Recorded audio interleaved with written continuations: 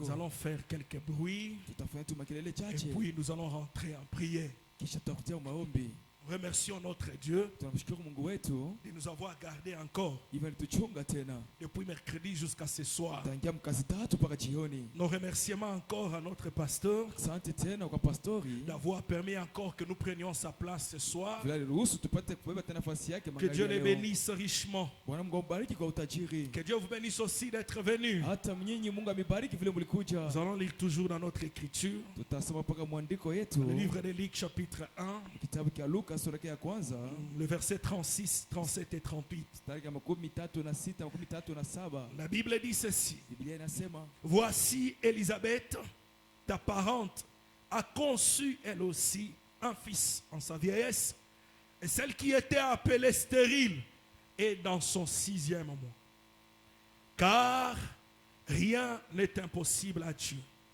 Marie dit: je suis la servante du Seigneur, qu'il me soit fait selon ta parole. Et l'ange la quitta. Je vais ajouter dans Marc 11, le verset 24. Marc 11, 24. La Bible dit ceci: c'est pourquoi je vous dis, tout ce que vous demanderez en priant, croyez que vous l'avez reçu et vous le verrez s'accomplir. Amen. Dieu ajoute la bénédiction à sa parole. Vous pouvez vous asseoir. Je crois que nous avons déjà prié. Nous sommes en train de parler depuis le dimanche sur la foi de Marie. Mercredi, nous avons parlé dans sous-point la parole inspirée. Le dimanche. Et le mercredi, nous avons abordé encore un petit sous-thème que nous avons appelé la routine. Nous allons les prendre encore ce soir, de la manière que le Saint-Esprit va nous conduire. Nous avons montré que l'Église doit quitter de la routine. Zacharie a manqué de saisir la visitation. M'a dit parce qu'il était tellement ancré dans sa routine de chaque jour,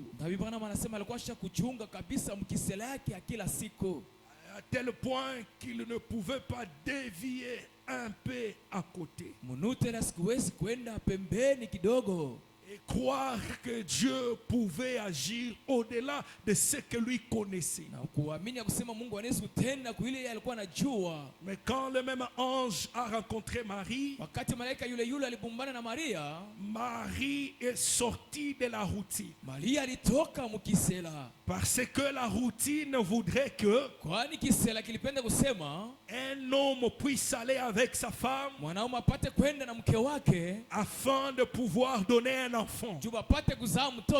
Et dans toute l'histoire, il n'y avait jamais eu une femme qui avait conçu sans être avec son mari. C'était vraiment impossible. Mais Marie est sortie de la routine. Elle est sortie de ce que les humains pensent. Elle est sortie de la science. Sa foi a défié même la médecine. Elle a crié à l'impossible. Marie a crié que quand Dieu parle, ça peut avoir l'air bizarre, ça peut être la folie pour les humains, mais comme c'est Dieu qui a parlé, il a les moyens de faire tout ce qu'il dit. Frère Madame a dit quelque part, il dit que Dieu,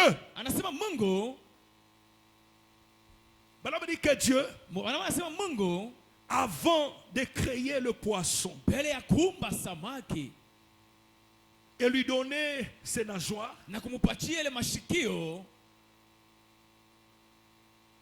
il a d'abord créé les eaux. Pourquoi? Juu ya nini? Parce qu'il savait que le poisson aura besoin des eaux pour nager. Juu alijua kusema samaki atakuwa lazima na ile maji njoo ya kuogelea.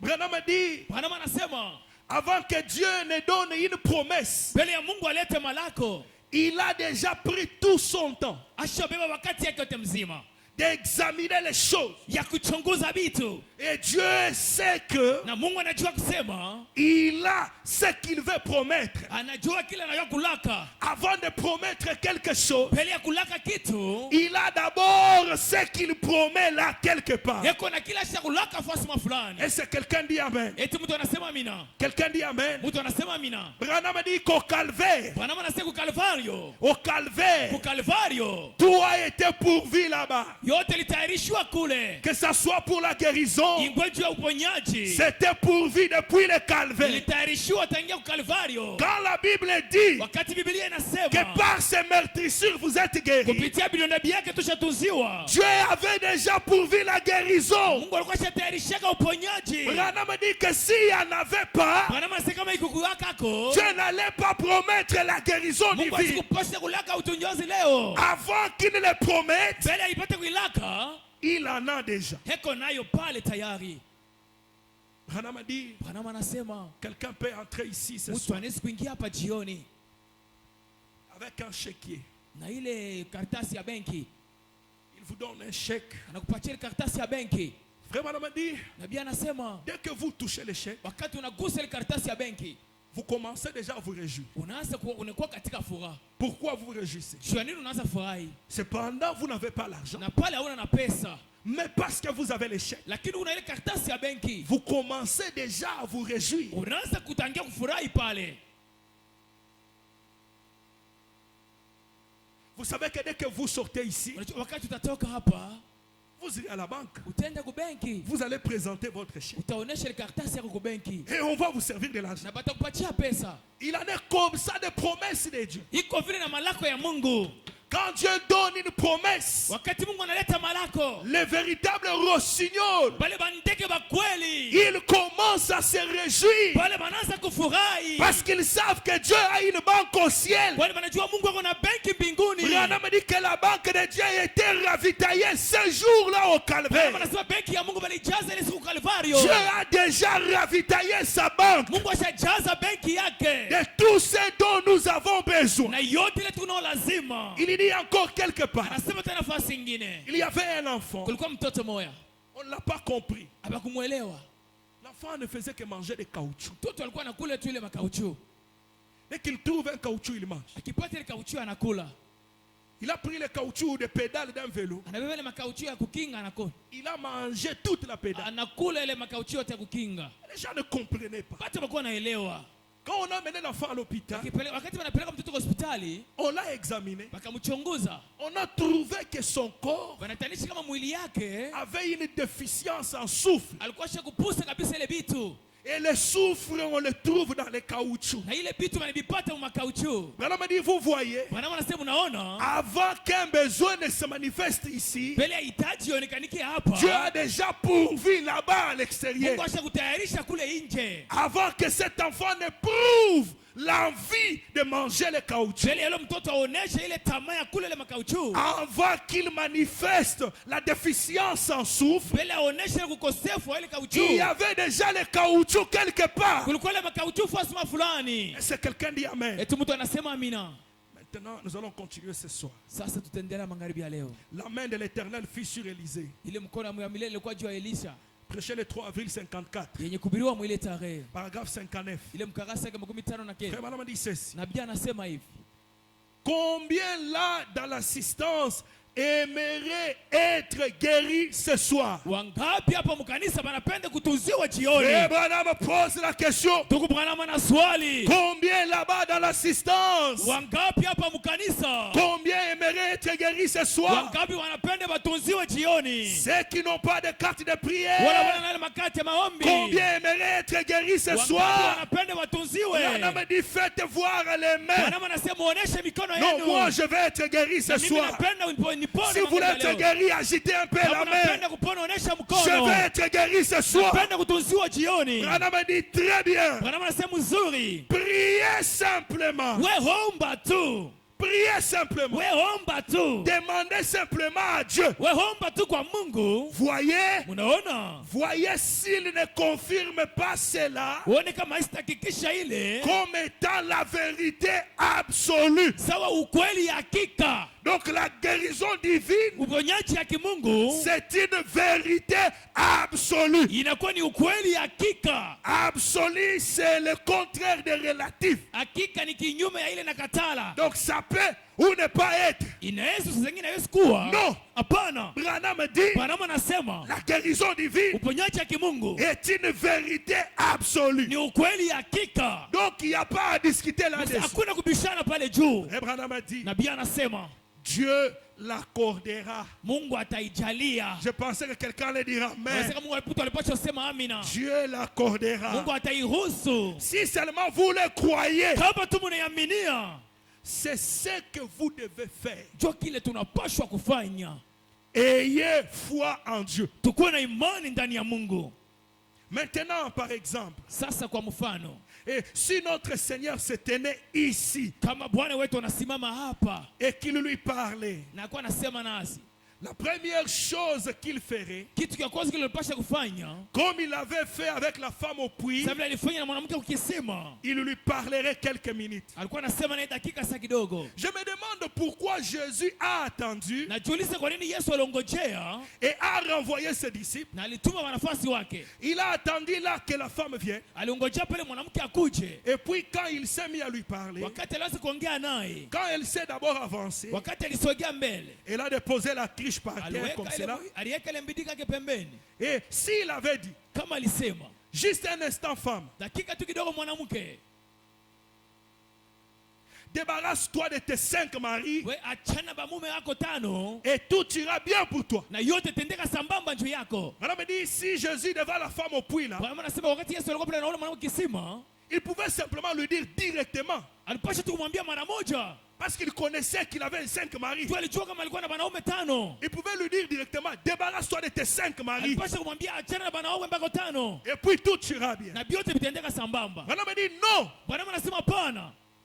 ce n'est pas ce qu'il a fait. Haiko kila alifanya. Il a dit, Alisema apporte-moi à boire. uniletee kwanza kia kunywa. Ce n'est pas qu'il ne connaissait pas la vie de cette femme. Non. Haina kusema sikujua maisha ya ule mwanamke, hapana. Il connaissait toute sa vie en détail. Alijua maisha yake yote na vipande yote. Mais Dieu écrit très bien. Lakini Mungu anaandika mzuri Mais avec des lignes brisées. na mistari ya kuvunjika. Branham dit qu'il pouvait le lui dire directement. Bwana alipasha kumwonyesha mara moja. Mais Dieu a toujours eu ses formules en lui. Lakini Mungu ako na michango yake katikati. De telle manière que si tu es toujours dans ta routine, Namna yote kusema Mungu paka mkisala yako, tu peux passer à côté de Dieu. unaweza kupita pembeni ya Mungu. Apporte-moi à boire. Unipatie kwanza ya kunywa. Et il n'était pas de coutume que cela lui arrive même de parler à une Samaritaine. Haikuwa hata kwa zoezi wale kisela pate kusomana ule mwanamke Msamaria. Elle a dit, eh bien, Akasema mzuri, le puits est profond et tout. na kisima kirefu kabisa na yote. Ah, c'est la femme qui répond à Jésus. Ule ni mwanamke anamjibia Yesu. Le puits est profond. Kisima ni kirefu. Et ils se sont mis à parler. Pakaanza kuongea. Que faisait-il donc? Alikuwa anafanya nini basi? Eh bien, Mzuri. Branham a dit, Branham anasema, est-ce que vous êtes là? eti muko pale. Cela est entre les lignes. Ile iko ni katikati ya bistari. Cela est entre les lignes. Ile iko ni katikati ya bistari. Ami. Rafiki yangu. C'est la raison pour laquelle Ndio sheria kwamba ils ont manqué de reconnaître Jésus-Christ quand il est venu. walikosa kutambua Yesu Kristo wakati alikuja. C'était entre les lignes. Ilikuwa ni katikati ya bistari. Dieu pouvait parler directement à la femme. Mungu alipasha kusema mara moja kwa mwanamke. Étant Dieu, il est inconnu et infini plutôt. Na vile Mungu hana na mipaka, Il connaissait toute sa vie. alijua maisha yake yote mzima, Mais il ne l'a pas fait. lakini asikuifanya. Dieu a sa manière de faire les choses. Mungu ako na namna yake ya kufanya vitu. Branham a dit, Bwana anasema, que faisait-il donc? alikuwa anafanya nini basi? Eh bien, Mzuri. cela est entre les lignes. Ile Amis. iko katikati ya mistari rafiki yangu. C'est la raison pour laquelle Ndio sheria ya kwamba ils ont manqué de reconnaître Jésus-Christ quand il est venu. wakati walikosa kutambua Yesu Kristo wakati alikuja. Ils lisaient les Écritures à ce sujet, Walikuwa nasoma maandiko kuhusu kuja kwake, mais ils ont manqué de le reconnaître. lakini walikosa kuitambua. Tu peux avoir prié ce soir avant de venir. Unaweza kuliomba mbele ya kuja, Tu as tellement prié. uliomba zaidi, Tu as prié pour rencontrer Dieu ce soir. uliomba jubumbane na Mungu jioni. Attention, c'est entre les lignes. Kebaange ni katikati ya mistari, Tu risques de passer à côté. unaweza upita pembeni Et tu peux manquer de le reconnaître na ce unaweza soir. kukosa kumtambua magharibi ya leo. Oh, que Dieu nous aide. Mungu atusaidie. Branham dit, Branham anasema, mais lakini il lisait les Écritures à ce sujet. walikuwa nasoma maandiko kuhusu kuja Mais kwake, ils ont manqué de le reconnaître. walikosa kumtambua. Et No, c'est pareil aujourd'hui. jo vile vile na leo Nous avons notre propre routine, tuko na kisela kyetu, notre façon de voir les choses. namna yetu ya kuona vitu. Nous avons notre propre routine Tuko na kisela kyetu, de rites. ile kusabisela Tout. yote. En dehors de cela, Nje ya ile nous ne les croyons pas. hatumwamini. Hapana. Branham dit, Branham anasema fondamentaliste autant que nous pouvons l'être. tunaweza kuwa mtu wa misingi mmanuta yote, Très fondamentaliste. mtu wa misingi mbipango vyote, Mais lakini Dieu passe parfois entre les lignes. lakini Mungu anapita saa zingine makatikati ya mistari. Fondamentaliste que nous pouvons l'être. Watu wa misingi vile tunaweza kuwa, Mais lakini Dieu Mungu passe parfois entre les lignes. mara ingine kunapita katikati ya mistari. Nous manquons de voir cela. Tunakosa kuona ile.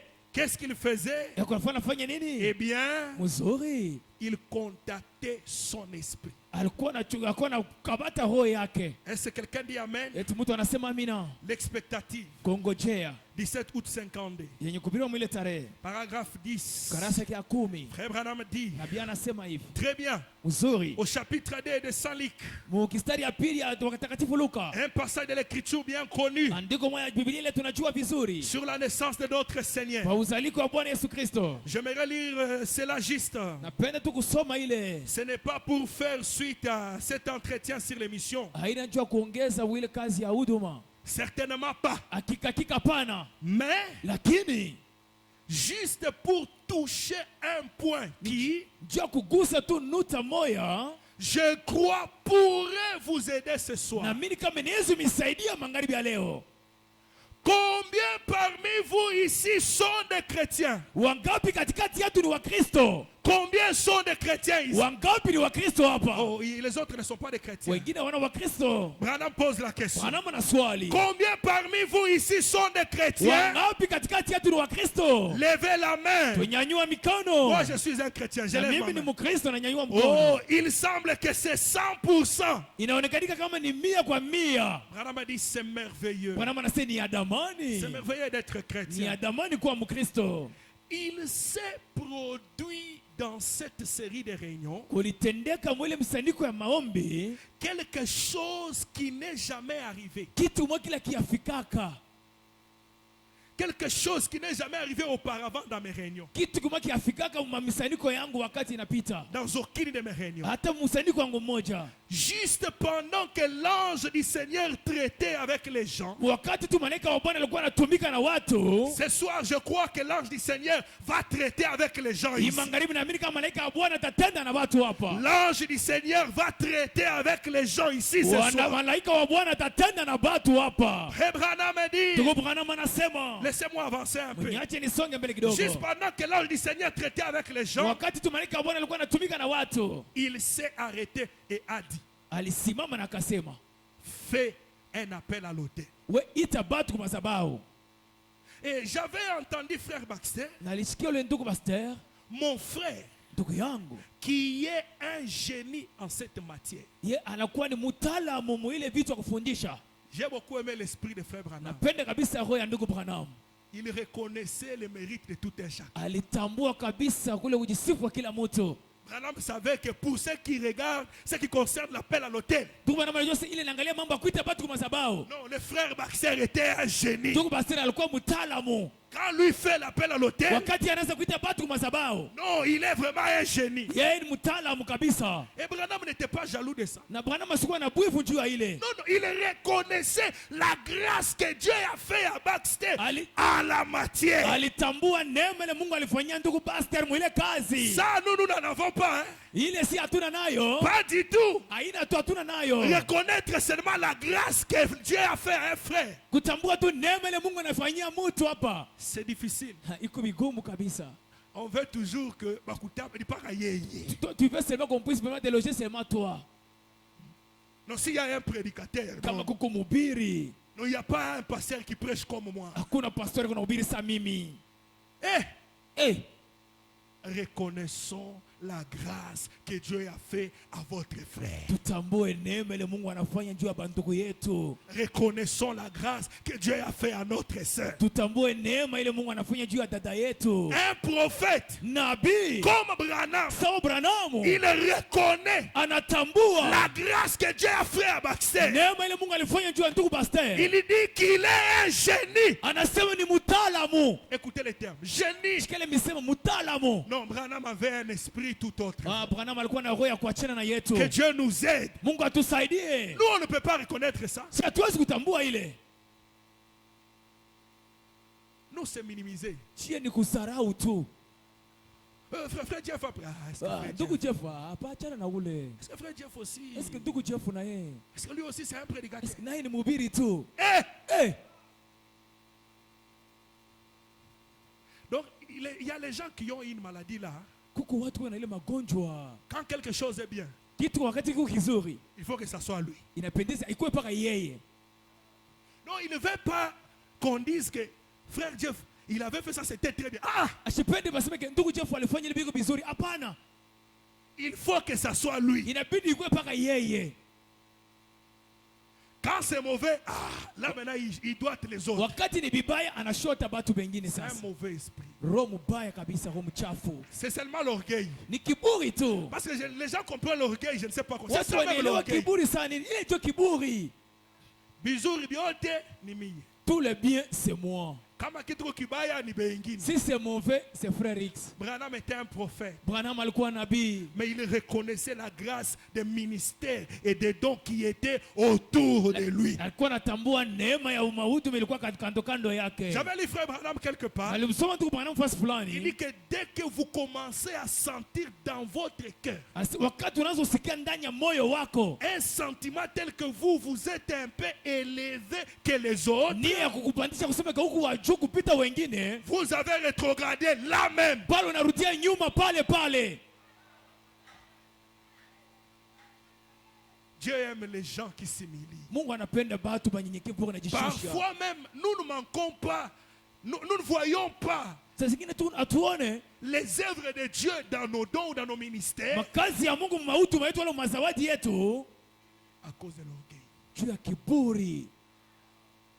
La Bible dit que Dieu résiste aux orgueilleux. Biblia inasema ke Mungu anakangalia kabisa watu wa kiburi. Il fait grâce aux humbles. Anajalia neema bali bako anajishusha. Soyons humbles. Tuko wenye kujishusha banyenyekevu. Reconnaissons les grâces que Dieu a fait aux autres. Tutambue maneno ile Mungu anafanyia bandugu yetu. Ayons le sentiment tel que Tuko na mania sawa. mon frère le fait mieux que moi. Ule ndugu yangu kuna vifanya mzuri kunipita Ayons mimi. le sentiment tel que Tuko na mania mon sawa. frère est plus grand que moi. Ule ndugu ni mkubwa kunishindia mimi. Branham dit les grandes personnes, Bwana anasema watu wakubwa quand vous êtes avec eux, wakati uko nao ils vous donnent l'impression d'être petits par rapport à vous. bako nimepatia nia kuonekana saba dogo kukushindia we. Mais un grand, Lakini mtu mkubwa il te donne l'impression comme si lui est petit. anakuonesha kama yeye ni mdogo. Mais les petites personnes, Lakini wale watu wadogo quand ils sont là, ils font trop de bruit. pale kama yuko pale wanafanya kelele mingi. Il peut avoir un trousseau de clés comme ça. anaweza kuwa tuna mafungulo mingi hivi. Motoka ile ya kabaila inako. Le véhicule véritable n'a Mais même la pas ça. manière qu'il va faire le bruit avec ces clés-là,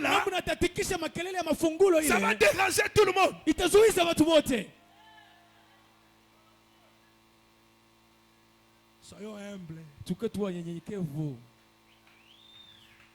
Il était un génie. Ye alikuwa mtaalamu. J'ai beaucoup aimé ces paroles. Nalipenda kabisa hii misemo. Quand mon frère conduit les chants, il conduit bien. Wakati ule ndugu anaongoza nyimbo, anaongoza vizuri. Ce n'est pas que Haiko tu quand lui conduit, non, ce n'est pas bon. wakati anaongoza nyimbo ni vibaya tu. Seulement quand toi tu vas conduire, là, Mpaka wale wote waongoza nyimbo ndio toka mzuri. ce ne sont pas des sentiments chrétiens. Ile na mania wa Kristo. Pas du tout. Haiko tu ya Wakristo. L'esprit chrétien s'humilie. Roho ya Kikristo kunajishusha. Il pense que l'autre est plus grand que lui. Unaweza kusema ke ule ni mkubwa kunishindia mimi. Si vous avez cet esprit-là de dénigrer toujours les autres, Kama je vous kuna- dis la vérité, kama kuna ile roho c'est un kusarau. mauvais esprit. Repentez-vous et que Dieu vous en Ni délivre. roho mchafu na utubu, Mungu akukomboe mu ile roho.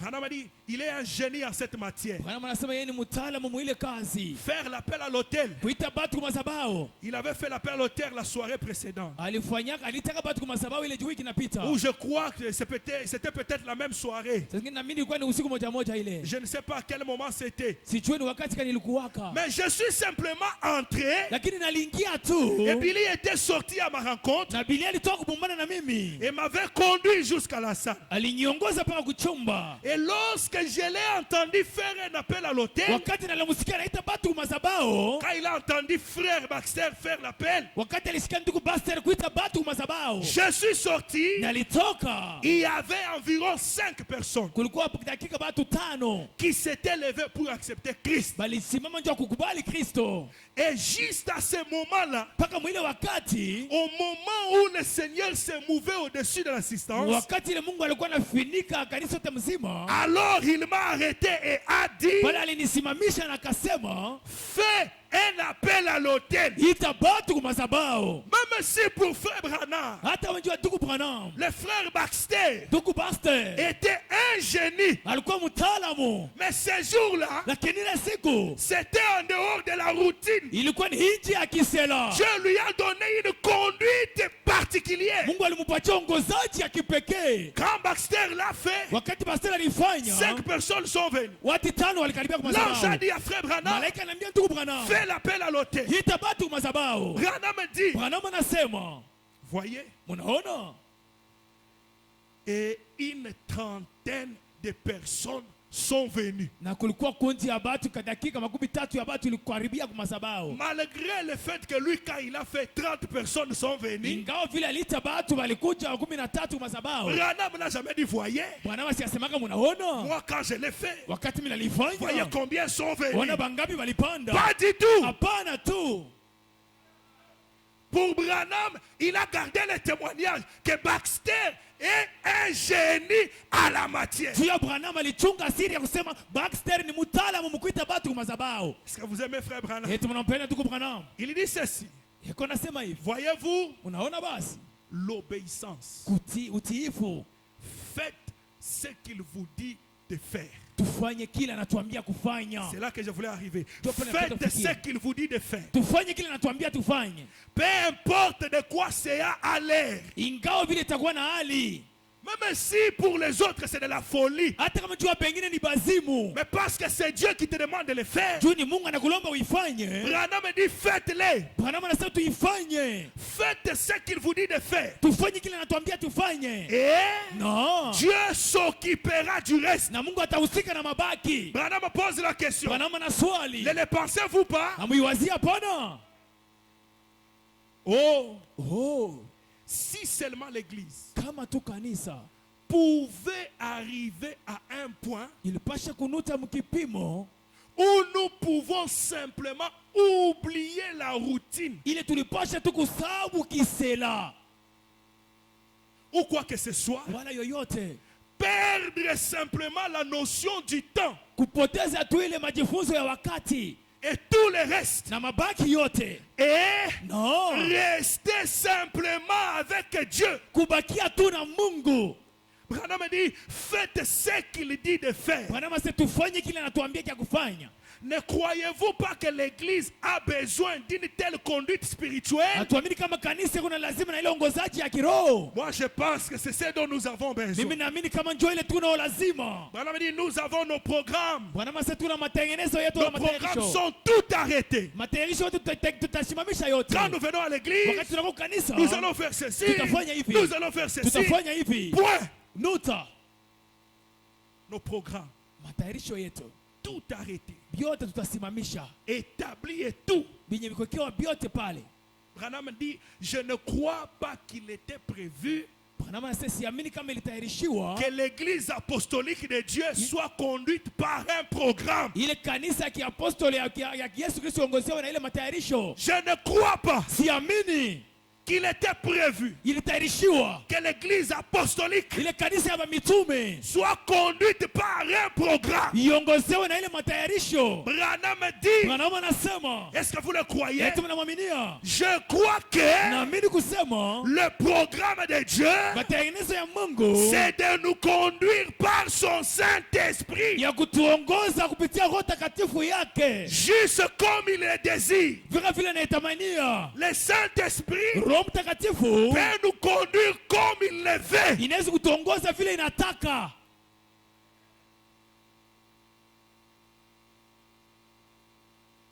La préparation de Dieu, Matengenezo ya Mungu le 1er avril 54. yenye kubiriwa mwili tarehe. Paragraphe 13, je vais lire un peu dans le milieu. Ukarasa yake ya 13 tutasoma katikati.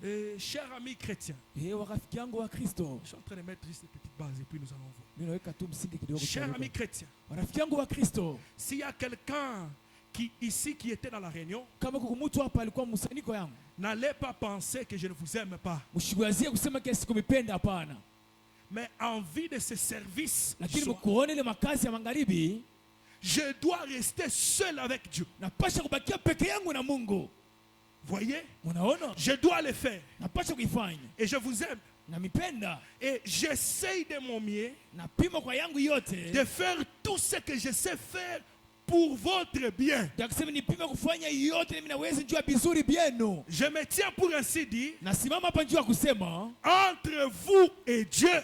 katikati yenu na Mungu, Essayons de trouver la meilleure chose qu'il me dira de faire pour vous. mkutafuta nionyeshe kitu kizuri kile atanyosha nifanye juu yenu. Certainement, Hakika Dieu le fera savoir, vous le fera savoir. Mungu atamionyesha nayo. Que j'essaye de vous aider. Niko napima kumisaidia. Et je sais que Najua kusema si je ne vous aime pas kama shimipende et que je rejette votre amour, na mimi nakatala mapendo yenu, je rejette son amour. nakatala tena mapendo yake.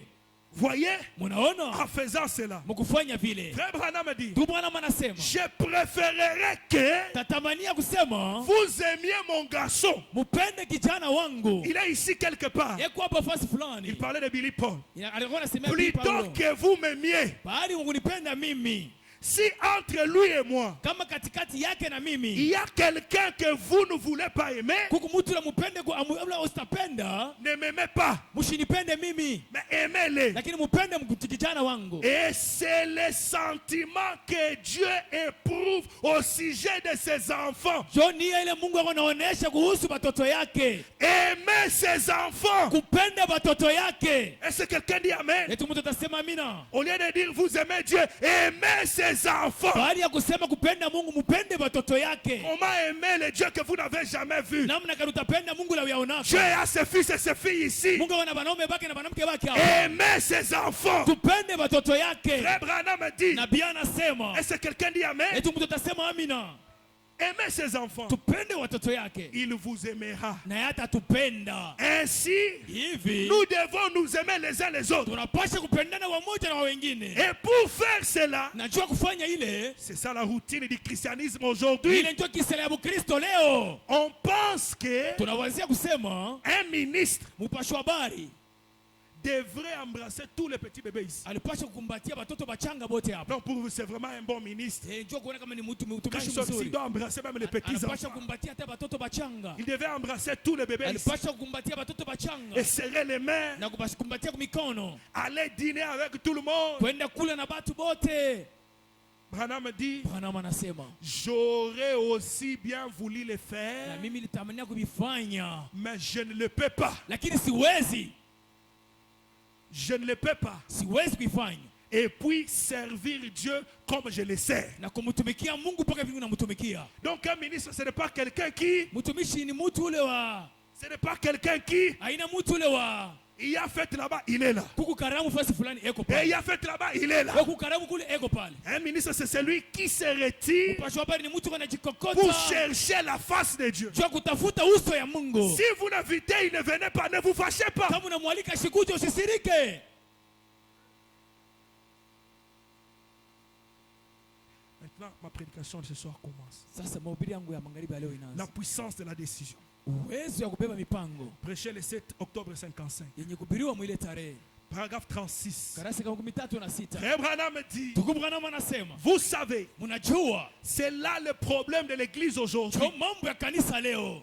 Elle n'entre pas assez dans l'esprit. Aingie kabisa katika roho. Les gens sont très charnels. Batu beko bakimwili sana. Branham dit, c'est ça le problème de l'église Wanasema aujourd'hui. ndio mambo ya kanisa leo. Nous restons trop en nous-mêmes. Tunabakia zaidi mubumutu. Ou Fasi gani? dans les domaines de l'humain. Mu makao ya binadamu. Aussi longtemps que nous restons là, Mu wakati tu tunabakia pale. Dieu n'agit pas à ce niveau-là. Mungu asitatenda mkile kiwango. Frère Branham dit, Nabii anasema, oh là là, oh la la. si seulement vous pouvez sortir de vous-même assez longtemps, Kama tunaweza kutoka tu mubumutu wakati mwa mrefu, quitter le domaine de l'humain. tutoke mu makao ya binadamu.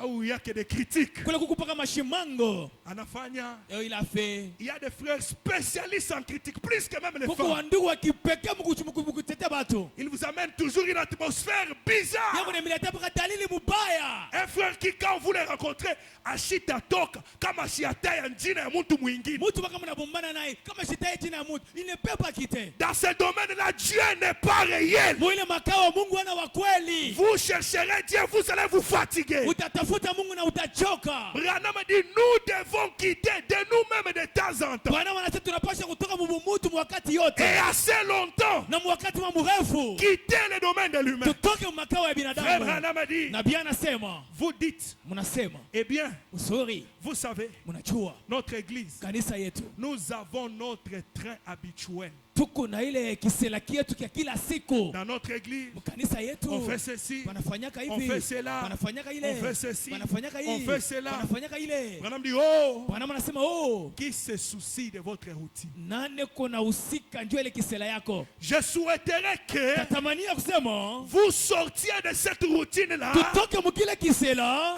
assez longtemps. wakati wa mrefu. Au lieu de commencer à nous dire, Baada ya kusema notre église, kanisa yetu, Notre église. kanisa yetu, arrivé au point où vous pouvez nous dire, mufika mulito mon utatuambia Dieu a fait ceci, Mungu wangu mon alifanya Dieu a hivi, fait cela. Mungu wangu alifanya ile.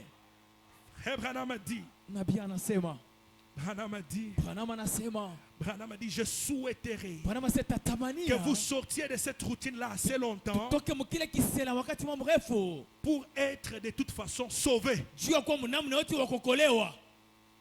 Pour être sauvé. Juu ya kukokolewa. Branham dit, Amen. Branham anasema amina. Soyez sauvés. Tuko batu kukolewa. Sortez de la routine. Tutoke mukisela. On ne se soucie pas de la routine. Atunungunike juu ya kisela. Entrez dans l'esprit. Tuingie katika roho. Na Alors, pale vous verrez des choses se faire. utaona vitu vinatendeka. Si nous voulons commencer à voir des choses, Kama tunapenda tuanze kuona vitu, nous devons quitter de nous-mêmes, tunapaswa kutoka mukimwili. quitter le domaine de l'humain, Tutoke umakao ya binadamu. entrer dans l'esprit. Tuingie katika roho. Les choses vont commencer à se faire. Vitu vitaanza kutendeka. Branham dit, une fois un vieux prophète était Branham tout agité anasema nabii mwa zamani alikuwa anatinka.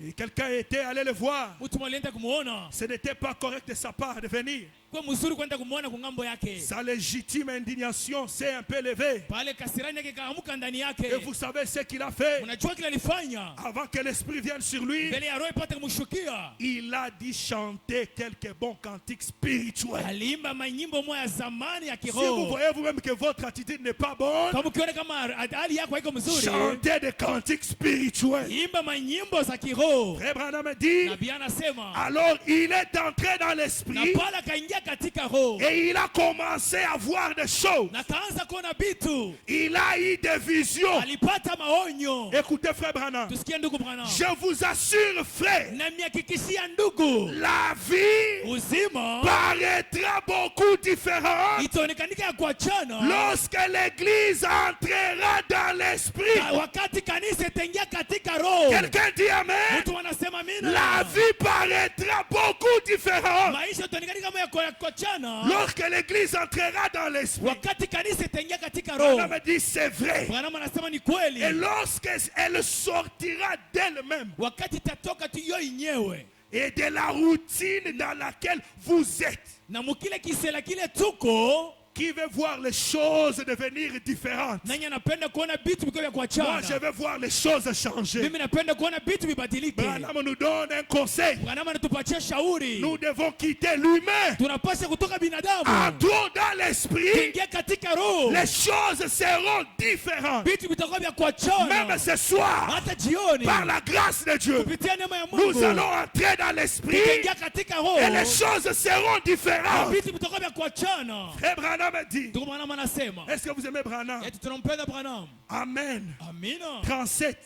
17 Branham nasema, dit, rejetez ces fardeaux. Branham anasema tukatale ile miziko. Vous devez trouver la société d'aide aux femmes Tunapaswa pata makampuni ya wale wanamke. qui aura son dîner la semaine Tutakuwa prochaine nakula kwa chakula kule fasi ile wiki inakuja. pour avoir ce qu'il vous faut faire. Juu ya kuwa na bile inabidi kufanya. De fête à gauche, de fête à droite. Makaramu kushoto, makaramu Branham kuume. dit, rejetez ces choses. Branham anasema mkatale vile vitu. Rejetez ces choses. Mkatale vile vitu. Écoutez frère Branham, Tusikie ndugu Branham. consacrez du temps Tutolee wakati à vous répandre sincèrement à l'ancienne manière ya kujiweka mwanamna ya zamani devant le Seigneur Jésus-Christ mbele ya Bwana Yesu Kristo jusqu'à ce que le Saint-Esprit se déverse dans votre âme. mpaka wakati Roho Takatifu itatumbukia ndani yetu. Normalement, c'est comme ça que nous devrions venir à l'église. Kawaida ndio vile tulipasha kuja kanisani. Chacun devait avoir un temps où il est resté dans la présence de Dieu Mtu wote alipasha kuwa na hali ya kusema nabakia mwepo wa jusqu'à Mungu ce que le Saint-Esprit se déverse dans son mpaka âme. wakati Roho Takatifu itajitumbukiza mnafsi yake. Il vient alors à l'église. Anakuja ukanisa Mais pale. ce n'est pas ce que nous faisons. Haiko kile tunafanyaka. Et puis on se demande, où est Dieu? Ndugu yako tumsifu Mungu. Qui doit te l'amener? Nani atakurudisha?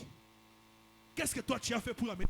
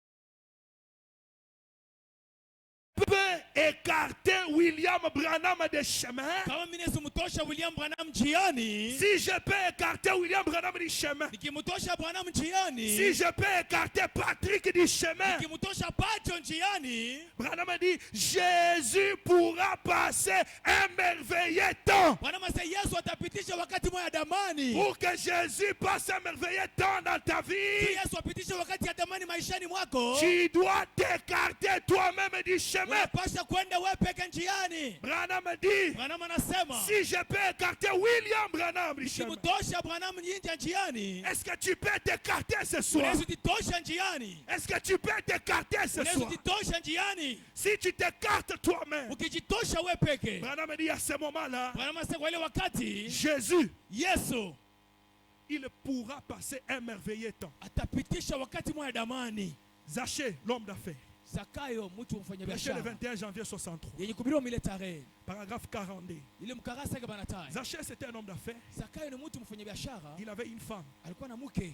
C'était juste la suite du mercredi. Hii ni kipande ya mkastatu. Et je vais dire quelque chose et puis on va prier. Tasoma kitu machache na Sa tuombe. femme, c'était Rebecca. Mke wake alikuwa ni Rebeka. Sa femme priait. Mke wake alikuwa naomba. Elle priait beaucoup. Alikuwa naomba zaidi. Zachée était un homme d'affaires. Zakayo alikuwa mtu mfanya Maintenant, biashara. sa femme voulait, Sasa mke wake alipenda, elle voulait que Zachée alipenda Zakayo rencontre Jésus. apumbane na Yesu. Sa femme voulait Mke wake que alitamania Zachée ait sa propre expérience avec lui. Zakayo apate onjo yake binafsi na Mungu. Tout ce qu'elle pouvait faire, Yote alipaswa kufanya c'était de prier pour lui. ilikuwa ni kuombea On avait tu. dit sa femme a prié toute la nuit. Bwana masa mke wake aliomba usiku wote mzima. Seigneur, aide mon mari. Bwana saidia mume wangu. Aide mon mari. Saidia mume wangu. Qu'il le rencontre. Apumbane naye. Qu'il le rencontre. Apumbane naye. Le matin, Asubuhi Zachée devenait agité. Zakayo kaanza kutika. Branham dit, vous femmes, Bwana anasema wewe bwana quand mke. vous priez pour vos maris Wakati mnaomba juu ya bwana et que yenu. vous le voyez devenir tout agité, Unaona anakuwa tu kutika tika. comprenez que Dieu a exaucé la Leo prière. kusema Mungu anakubali maombi yako. Le matin, Asubuhi Zachée met sa meilleure veste. Zakayo akavala koti yake ya bei. Il commence à se dire, Anaanza kujiuliza sasa. je dois un peu rencontrer cet homme. Tabumbana kwanza na huyu Je mtu. dois un peu le rencontrer. Napaswa kubumbana naye. Il faut que je le rencontre. Inabidi nibumbane J'ai naye. mon opinion sur lui. Niko na kifukuzi wangu juu yake. J'aimerais le rencontrer. Napenda nibumbane naye. Peut-être que quelqu'un est venu ici ce soir. Sasa ingine mtu alikuwa jioni. Il dit que j'aimerais un peu le rencontrer. Sasa napenda kubumbana naye. Zachée s'est apprêté. Zakayo alijitayarisha. Il est sorti. Alitoka.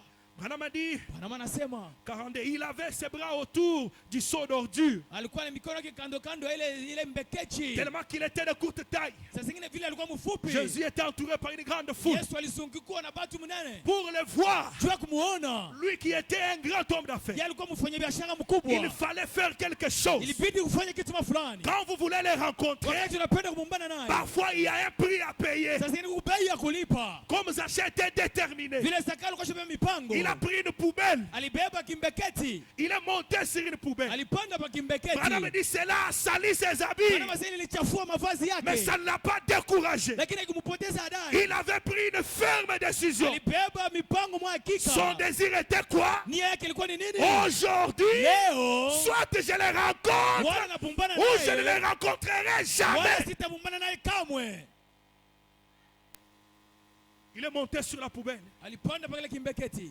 Ses amis l'ont vu. Marafiki walimwona. Les hommes d'affaires. Wafanya biashara. Ils ont commencé à se moquer de lui. Wakaanza kumchekelea. Cela n'a pas découragé Zachée. Ile kumfezelesha À Zakayo. l'aide de la poubelle, Pale na kile mbeketi yake. il est monté sur le sycomore. Alipanda pale mti Vraiment, ya anama sikomori. disesi. Nabii anasema, Quelle histoire pour un homme d'affaires. hadithi kani yule mfanya Le biashara. voici venir. Mumwone anakuja. Le visage rouge. Ile uso wake mwekundu. Et les autres disent, Na wengine wanasema, eh bien, mzuri. c'est ce que tu connais Zachée. Tukile unajua Zakayo. Vous savez, Mnajua. c'était très brisque, hein, Ilikuwa tu kitu cette hatari. affaire. Ile kazi. C'est donc ce qu'il a trouvé. Tukile alitanisha. Ses amis, dites donc, Marafiki wanasema basi. le voici maintenant. Mumwoneni yeye Ah, sasa. Zachée commence à travailler pour la mairie. Zakayo anaanza kufanya kazi. Il kufanya ile ramasse les kazi. poubelles ou comment? Anaanza lokota mambeketi ya uchafu. Madame dit, je sais que Mwanamama sasa najua c'est kusema. quelqu'un qui s'est moqué de lui. Ni mtu alikuwa anamchekelea. Je sais que ses affaires ne tournent pas bien. Najua kama biashara yake bendeka mzuri. Regardez quel genre de travail il a eu. Angalia ile kazi anapata Ça, sasa. c'est le diable qui est en train de se moquer. Ile ni shetani shetani anamchekelea. Le diable se moque toujours. Shetani anachekeleaka mara yote. Branham a dit, Branham anasema,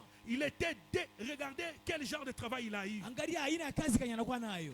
Il était déterminé à voir Jésus. Alikuwa mwenye kubeba mipango abumbane na Yesu. Sans se soucier du reste. Bila kunungunika mabaki. Il avait entendu parler de cela. Alisikia anasema juu ya Yesu. Et il voulait en avoir lui-même la certitude. Na alipenda kuwa na hakikisho yeye peke. Pas les choses qu'on m'a rencontrées. Hapana vitu balinionyesha. Pas les choses que j'ai lues de quelqu'un d'autre. Hapana vitu nalisoma kwa mtu Pas mwingine. une expérience du voisin. Hapana honjo ya jirani. Pas l'expérience du prédicateur. Hapana honjo ya mhubiri. Je veux une expérience personnelle. Napenda honjo ya kipekee. Branham me dit, Branham anasema, est-ce que vous êtes là? eti mko pale. Plaise à Dieu Umfurahishe Mungu. que chaque homme Mtu wote prenne cette attitude. abebe ile hali. Que cela plaise à Dieu ce soir. Ile umfurahishe Mungu magharibi ya leo. Que chacun ici Mtu wote hapa qu'il prenne cette attitude. abebe ile hali. Quelle est l'attitude? Ni hali gani? J'aimerais Napenda le voir kumuona aujourd'hui. leo. Que je ne sorte pas ce soir Nisitoke hii magharibi ya leo sans l'avoir vu. bila kumuona. Parce qu'il a dit dans sa parole, Kwani alisema ndani ya neno là où lake, deux ou trois se réunissent à mon nom, pale wawili watatu wanakutana je kwa suis jina au lake. milieu d'eux. Niko katikati yabo. Comment je viens? Namna gani nakuja? Je rentre. Narudia. Je viens. Nakuja. Je rentre. Narudia. Je ne l'ai jamais vu. Sijamuonaka Mais kamwe. pour ce soir, Lakini juu ya magharibi ya leo, que chacun prenne cette attitude. mtu wote abebe ile hali. Frère Branham a dit, Nabii anasema, Branham a dit, Branham anasema, plaise à Dieu mfurahishe Mungu que chaque homme,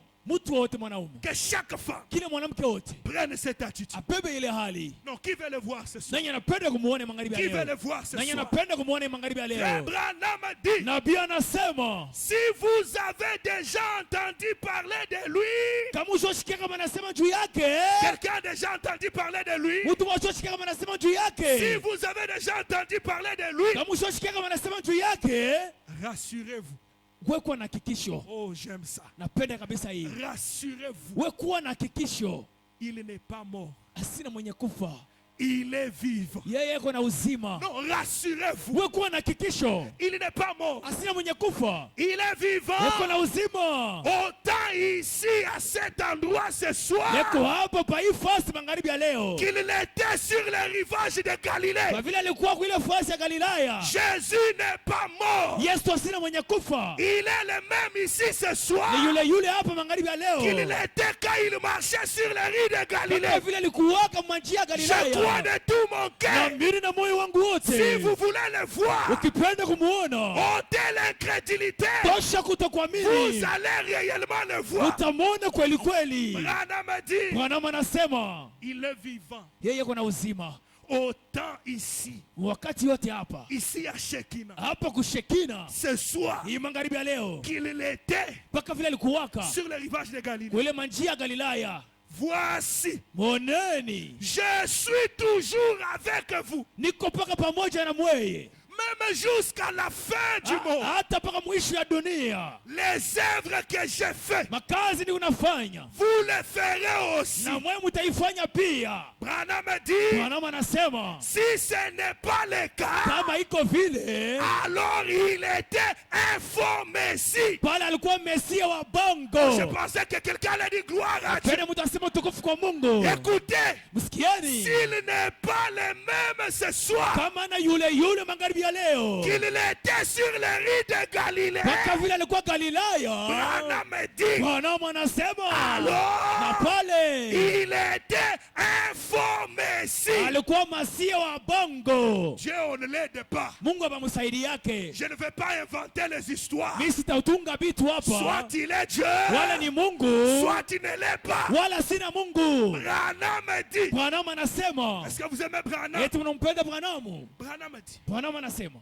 oh j'aime ça. napenda kabisa hii Les œuvres que j'ai faites, makazi nalifanya, quelles sont les œuvres qu'il a ni fait? matendo kwenye alifanya, Les œuvres que j'ai faites, matendo nalifanya, vous le ferez aussi. mtaifanya na mwe pia. Si ce n'est pas le cas, Kama iko vile, en d'autres termes, mumisemo ingine, si nous ne faisons pas kama tufanye les œuvres qu'il avait faites, matendo ile alifanyaka, c'est moi dire Branham. munyache ni msome Branham. Alors il était un faux Messie. Wala alikuwa Masia wa bongo. N'allez pas dire, grand frère Patrick a dit que Jésus était un faux Messie. Ushinde kusema ndugu Pacho anasema Masia Je Yesu suis alikuwa en Masia train wa de dire bongo. frère Ndugu Branham. namsoma ndugu Branham. Branham a dit, Branham anasema Si ce n'est pas le cas, kama iko vile, si ce soir nous ne voyons pas le même Jésus, kama magharibi leo hatuone Yesu yule yule, donc il était un faux Messie. ni kusema alikuwa masia wa bongo. Branham dit, Branham anasema il n'était pas le Messie qu'il était censé être. asikukuwe masia ule alipasha kuwa, Mais lakini s'il maintient kama anasimama et il tient sa promesse, na anashika malako yake, ce soir, hii magharibi s'il tient sa kama promesse, anashika malako Frère yake, Branham dit, nabii anasema alors il est toujours le Dieu qui se révèle aux gens. eko pako le Mungu kunajifunua mbele ya batu. S'il tient sa Kama promesse, anashika malako yake, il est toujours le Dieu qui se révèle aux gens. eko pako le Mungu kunajifunua mbele ya Frère batu. Branham Nabii dit, anasema il est tenu, eko pale mwenye kushimama, il est tenu, eko mwenye kushikwa, anashurutishwa, il est tenu anashurutishwa de faire les mêmes ya choses kufanya vitu huyu moja moja qu'il avait fait. ili alifanyaka S'il avait guéri là-bas, kama litunzaka kule. ce Hii soir, magharibi il est tenu anashurutishwa de guérir ce soir. ya kutunza magharibi ya S'il leo, avait délivré kama là-bas, likomboaka kule. ce Hii soir, magharibi il est tenu anashurutishwa de délivrer ya encore. kukomboa tena. Si nous ne voyons pas Kama ça, tuone ile na alors pale il est eko le faux Messie. mesia wa bongo. Ah, ce soir, si je ne vois rien, Il- je vais dire qu'il était le faux Hii Messie. magharibi ya leo kama sione kitu tasema alikuwa masia wa Frère bongo. Branham a dit, Nabii anasema vous aimez Frère Branham? unampenda ndugu Branham, Il est tenu anashurutishwa de faire les mêmes choses ya kufanya vitu moja moja qu'il avait faites. ila alifanyaka. Branham a dit, Branham anasema c'est sa façon de faire les choses. ndio namna yake ya kufanya vitu, C'est sa façon. ndio namna yake. Donc, Ni kusema c'est le bon plaisir de Dieu. ni mania mzuri ya Mungu, C'est sa volonté. ni mapenzi yake. Il aime faire les mêmes choses. Anapenda kufanya vitu moja moja, Il n'a jamais voulu asiyapendeka kamwe qu'on le croie comme un Dieu historique. tumwamini sa Mungu wa hadisi. Dieu Hapana, n'aime pas ça. Mungu asipendeke vile. Il aime être toujours les mêmes, hier, aujourd'hui et éternellement. Anapendeka kuwa mara yote yule yule alikuwa jana, leo, hata milele. Branham a dit, Branham anasema, Branham a dit, Branham anasema Hébreux 13:8, Ibrania 13:8, Paul parlant aux Juifs, Paulo alikuwa anasema kwa Wayuda, il leur a dit, akawambia Jésus-Christ est le même hier, Yesu Kristo ni yule yule jana, aujourd'hui leo, et éternellement. hata milele. Par conséquent, Kwa kinyume, ça c'est Branham qui ile compte. ndio Branham anaweza kufuweka. Par conséquent, Kwa matokeo il doit être le même en principe. anapaswa kuwa yule yule mkanuni. Je ne sais pas si vous me croyez. Sijui kama mtanyaminia. Il doit être le même en principe. Anapaswa kuwa yule yule mkanuni. Branham a dit, Branham anasema si quelqu'un était venu kama mtu alikuja avec une telle maladie na magonjwa fulani et que Dieu l'a guéri na Mungu alimtunza sur une certaine kwa base, misingi fulani, quand quelqu'un d'autre reviendra kama mtu mwingine anakuja avec la même maladie na magonjwa moja moja sur la même kwa base, misingi moja moja, pour qu'il soit le même en principe, juu apate kuwa yule yule mkanuni, il doit faire la même chose pour ces derniers. anapaswa kufanya vitu moja moja juu ya ule mtu. Branham a dit, Branham anasema par conséquent, kwa matokeo il doit être le même en principe. anapaswa kuwa yule yule mkanuni. Branham ajoute, Branham anaongeza les mêmes en puissance. yule yule muwezo. La puissance de Dieu n'est Uwezo ya pas de Mungu haiko l'histoire. hadisi, Ce n'est pas de l'histoire. haiko hadisi. Il est le même en Ni principe. yule yule mkanuni Il est le même en na ni puissance. yule yule tena muwezo. Frère Branham a dit, Nabii anasema, oh j'aime ça, napenda kabisa hii, le même en tout. yule yule mubiote. Oh merci Seigneur. Asante Bwana. Le même en tout. Yeye anapaswa kuwa yule yule mubiote, Le même qu'il était. yule yule mpaka vile alikuwa. Branham a dit, Branham anasema il doit être le même aujourd'hui. anapaswa kuwa yule yule tena leo. Branham a dit, aujourd'hui c'est aujourd'hui. Branham anasema leo ni leo, Aujourd'hui c'est aujourd'hui. leo ni leo. Il doit être le même. Anapaswa kuwa yule yule. la religion satisfait les gens? jua nini jini wanatosheka batu? Pourquoi les gens Jua nini batu sont satisfaits de la religion? wanatosheka na jini? Pourquoi les gens sont satisfaits Jua nini batu d'un Dieu wanatosheka historique? ya Mungu wa disi? Pourquoi? Jua nini? 43. makumi na Abraham a dit, Nabii anasema nous voyons parfois les œuvres de Dieu. tunaona zingine makazi ya Mungu. Je sais qu'il y a de l'hypocrisie mêlée à la chose. Najua kama kuko unafika yenye kujunga kwa kitu. Quand vous voyez un faux dollar, Wakati utaona dola ya bongo, qu'est-ce que cela vous dit? ile tamionesha nini?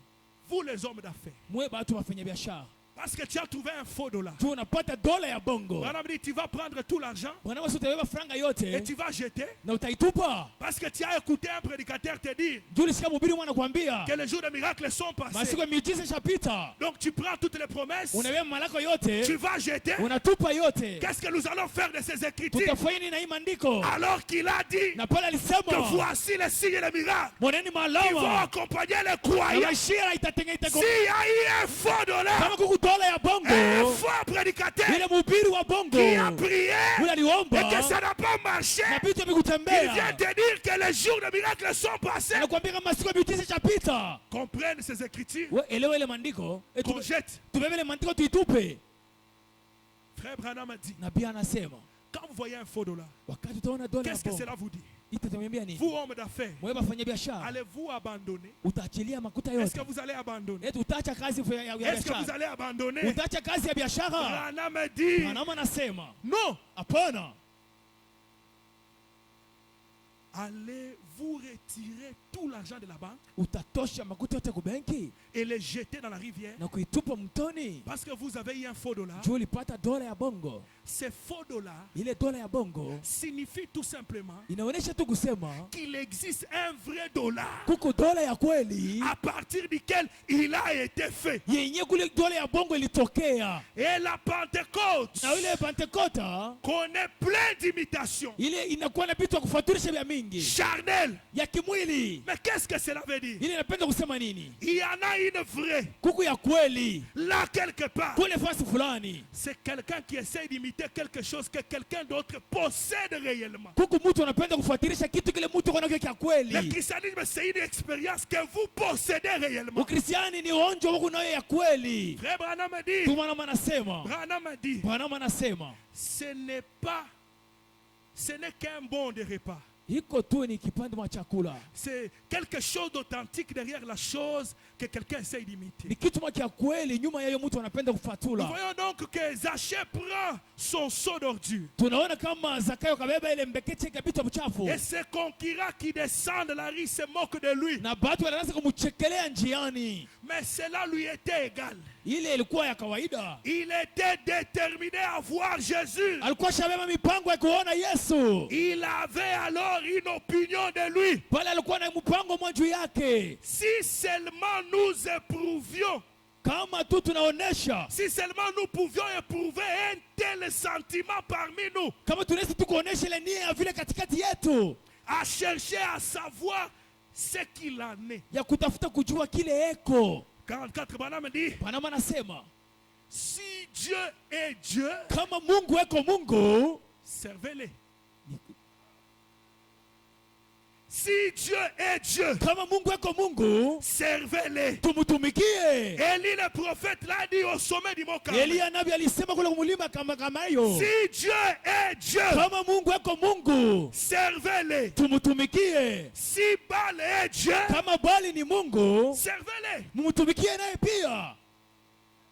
Si Jésus-Christ Kama Yesu Kristo ne peut pas se manifester asiwezi kutonekanisha comme étant exactement le même qu'il a toujours été, sawa vile vile anekalaka masiku yote, alors na pale il n'est pas ressuscité des morts. asina mwenye kufufuka katikati ya wafu. S'il ne peut pas se manifester Kama siwezi kutonekanisha comme étant exactement sawa vile vile les mêmes qu'il a toujours été. yule yule na kuwaka Alors, na il n'est pale pas ressuscité des morts. asina mwenye kufufuka mkaburi. Écoutez, frère Branham, Tusikie ndugu Branham, si nous cherchons kama tunatafuta simplement à faire entrer les gens juu ya kuingiza tu batu sur base d'un appel psychologique, pa misingi tu ya witu ya wakili ya mkichwa, si nous n'arrivons qu'à les changer kama tu tunafikiri tu kubabadilisha des méthodistes en baptistes, kubatosha mwile kanisa kimetodi mtumishi wa des Batista baptistes en pentecôtistes, Batista na kwa batu wa penta des pentecôtistes en tabernacle, ya bapenta mu maskani, si c'est tout ce que nous faisons, kama ndio yote tuko nafanya. Branham dit ça, Branham anasema ile c'est un tas de psychologie. ni hali tu ya akili ya mkichwa. Non, j'écris le message. Wewe unaamini ujumbe Ça ne suffit pas. haitosheke Venir au tabernacle, kuya kumaskani s'asseoir, kuikaa ça ne suffit pas. aieneye Jusque-là, mpaka pale c'est la psychologie. ni akili tu ya mkichwa, Mais Dieu est réel. lakini Mungu ni wa kweli. Frère Branham dit, Nabii anasema c'est juste. ni kweli, Un Dieu vivant Mungu wa uzima qui a créé les cieux et la mwenye terre. aliumba mbingu na dunia, Un Dieu vivant Mungu wa uzima qui a créé les cieux et la mwenye terre aliumba mbingu na dunia, est toujours le même créateur. eko tu yule yule mumbaji. Même ce soir, Hata magharibi ya leo il est toujours le même créateur. eko mpaka mumbaji yule yule, Il peut créer ce soir. anawezi kuumba magharibi ya leo. Il a créé les yeux de la couleur bleue. Aliuza macho ya ile rangi. Un jour, Siku Frère moja Branham faisait une réunion quelque part. tu Branham alikuwa na msanyiko fasi fulani. Oh, Jésus-Christ est le même. Oh, Yesu Kristo ni yule Il y yule. avait un homme qui n'avait jamais porté les chaussures. Kulikuwa mtu mmoja asiyevaa viatu. Merci Seigneur. Asante Bwana. Il était infirme. Alikuwa mtu wa kilema. Il est allé acheter de nouvelles chaussures. Anaenda kuuza viatu vya sasa. Il a amené ça à la réunion. Anafika naye kumsaniko. Quand les diacres l'ont vu, Wakati wa shemashi ils lui ont walimuona, posé la question. walimswali, Ces chaussures ici, hivi viatu tu amènes ça pour qui? unaviletea nani? L'homme répond, Mtu akawajibia,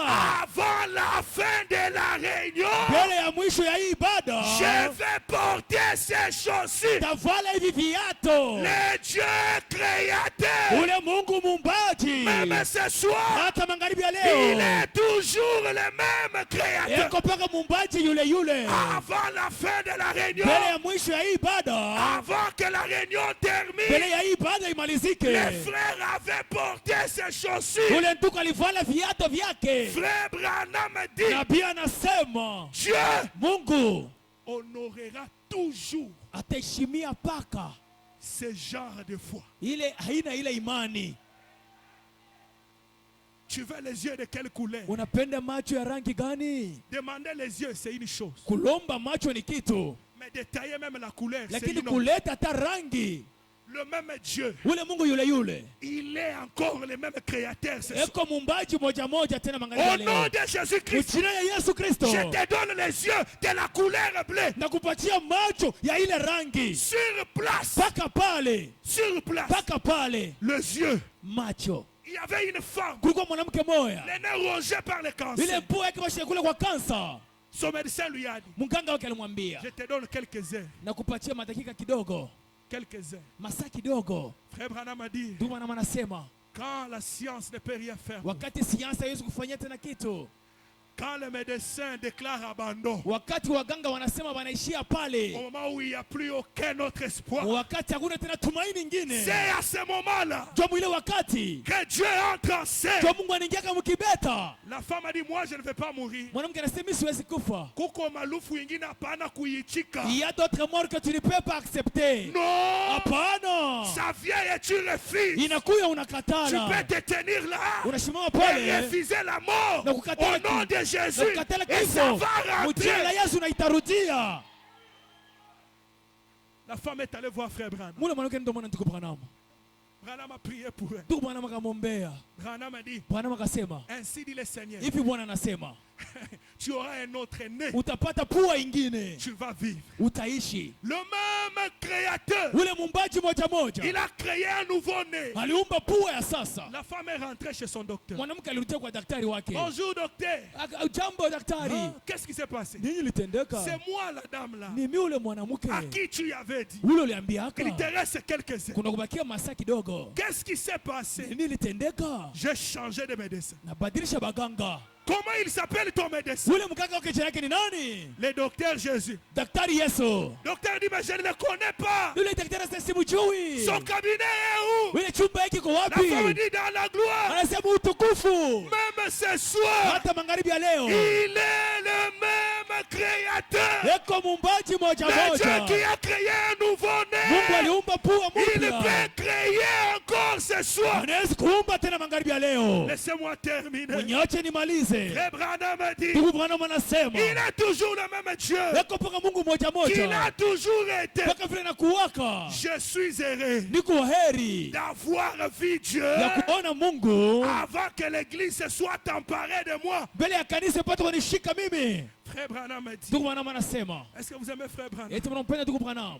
Il est le même Yeye ni yule, le même en principe. yeye ni yule Il mkanuni, n'a pas changé. asibadilike. Compte rendu du voyage en Afrique. Ile ujumbe banataya C'est ma dernière citation. ni andiko yangu ya mwisho, Paragraphe 69. karasa kile banataya. Et maintenant, Na sasa hivi le même sang. ile damu moja moja Et il s'est mêlé là-dedans. pale aliingia mule ndani Par ces meurtrissures, kupitia vidonda vyake, vous avez été guéris. tulipotunziwa Si kule. vous croyez cela, Kama tunaamini vile, au début de la prédication, mwanzo mahubiri Branham nous a posé la question. Branham alituswali, Qui veut être guéri ce soir? nani anapenda Tout kutunziwa le monde magharibi a ya leo? levé la main. Watu wote walinyanyua Maintenant, nous mikono. sommes à la fin. Sasa tuko mwisho. Branham dit, Branham anasema par ces meurtrissures, kupitia vidonda vyake vous avez été guéris. tulikuwa tushatunziwa. Si vous croyez Kama cela tunaamini et ile que vous acceptez na cela, tunaikubali ile, Branham dit, Branham anasema peu importe comment vous vous sentez, ingawa muhali ile unajishikia, peu